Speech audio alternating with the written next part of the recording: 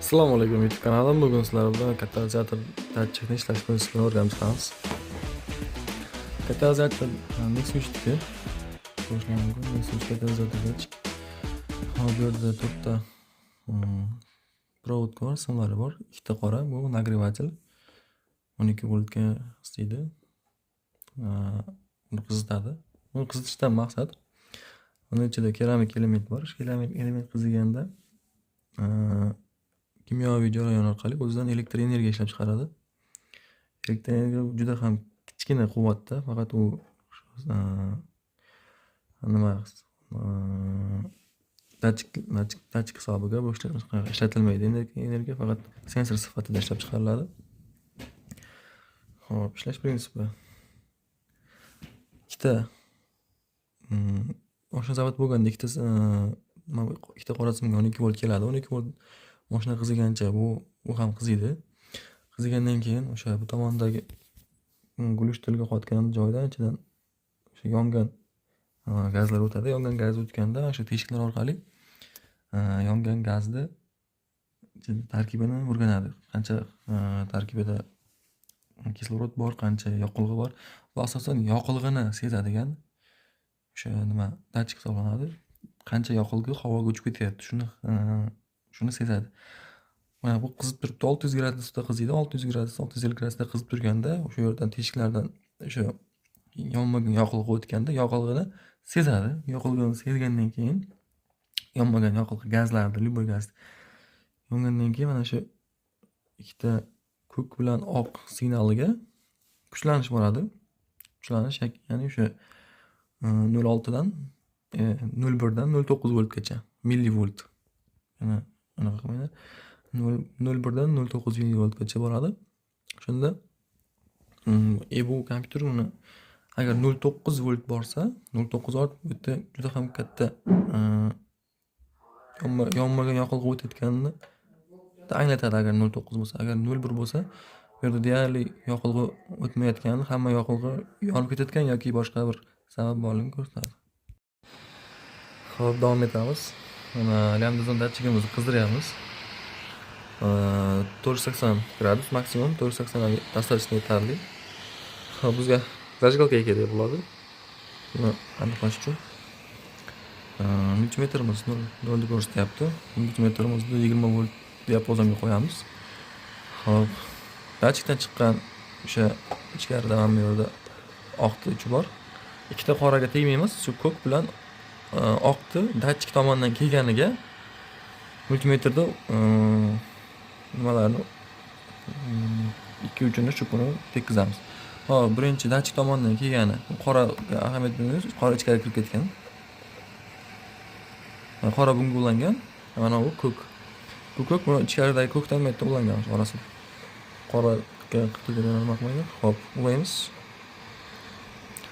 Hop, 17-16 ko'rsatyapti. Bu degani bu yerda toza havoli issiqlik o'tyapti deyapti.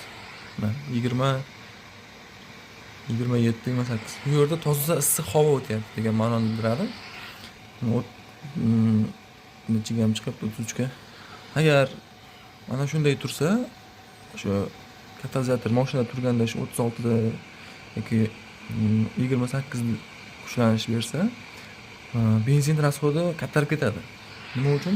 Bu yerda chiquvchi qismida benzin shu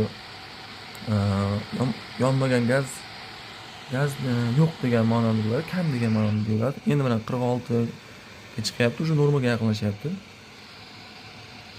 Endi qiladigan ishimiz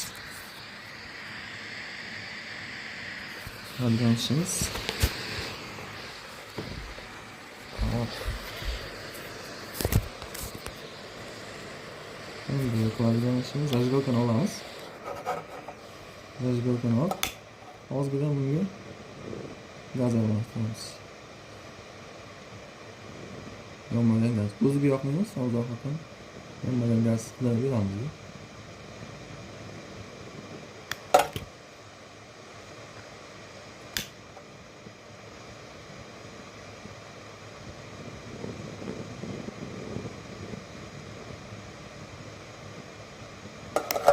Ko'rishlaring mumkin.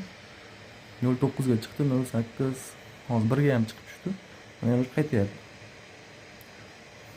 Shu zajgalka yonmaslik, zajgalka yonmagandan keyin ichida ular gazlar tushmagandan keyin o'z joyiga qaytyapti yana.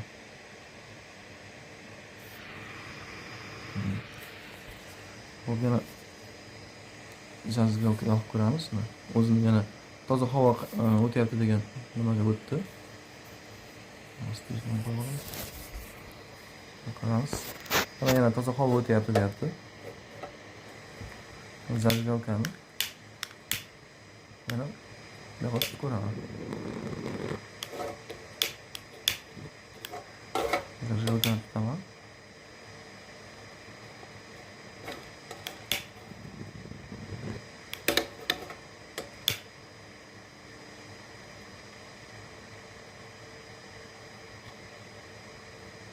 Mana kuchlanish ko'taryapti, chunki men katalizator datchikka yonmagan gazni ko'paytiryapman. Mana 0.9 hozir 1 gacha chiqib ketadi hozir. O'zi 1 gacha chiqish xavfli hisoblanadi, chunki datchik o'zini kuydirib qo'yish ehtimoli ham bor. Mana 0.8 voltga chiqdi. Bu qarshilik emas, bu kuchlanish. 20 volt diapazon turibdi. Kuchlanishi yana o'zini erkin toza havoda qizisa, kuchlanish yana tushib kelyapti. Bu degani gazdan datchik 600 gradus qizib turganda shu ichidagi karnaylar orasidan yonmagan benzin yoki gazni sarf ko'paysa, gazdan datchik 0.1 dan 0.9 voltgacha millivoltgacha kuchlanish beradi.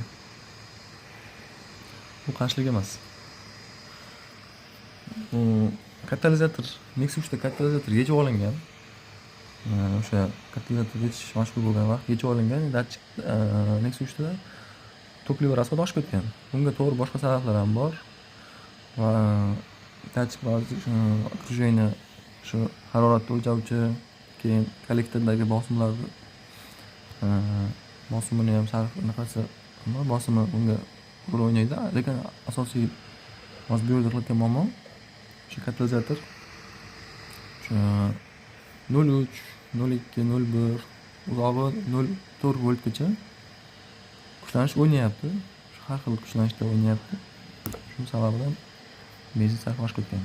Bunga hozir kerakli muolaja qilamiz.